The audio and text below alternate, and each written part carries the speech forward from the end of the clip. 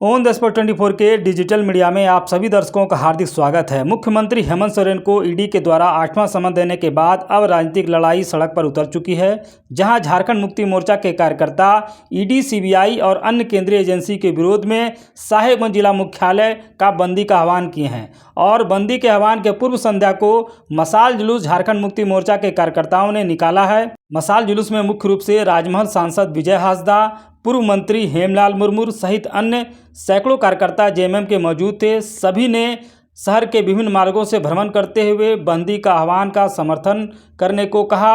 और इस अवसर पर सांसद और पूर्व मंत्री ने कहा कि झारखंड की चुनी हुई सरकार को केंद्र के द्वारा दबाव डालकर केंद्रीय एजेंसी द्वारा परेशान किया जा रहा है। ईडी, सीबीआई कठपुतली बन गई है।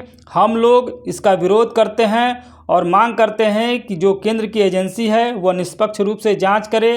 राज्य सरकार लगातार काम कर रही है और यही काम यहाँ के विपक्ष के नेताओं को दिख नहीं पा रहा है और झारखंड की सरकार है उनके आंखों में खटक रही है। और इसी को लेकर के जो है लगातार केंद्रीय एजेंसी के द्वारा झारखंड मुक्ति मोर्चा के नेताओं और सरकार को परेशान किया जा रहा है।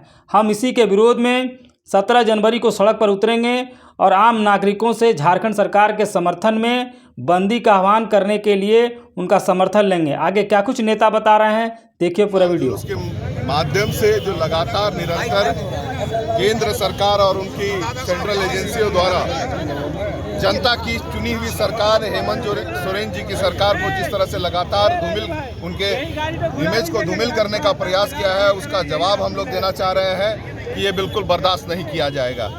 आज अगर आप देखें तो पाकुड़ साहेबगंज से इतना राजस्व जाता है आपका रेलवे के द्वारा, कोयला, पत्थर और बाकी व्यवसाय के माध्यम से, लेकिन 2 स्टॉपेज देने के लिए यहाँ पे ये लोग राजनीति कर रहे हैं।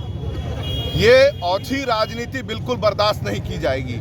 अगर यहाँ झारखंड से पत्थर और कोयला जाना बंद हो जाएगा तो पूरे देश में हाहाकार मच जाएगा।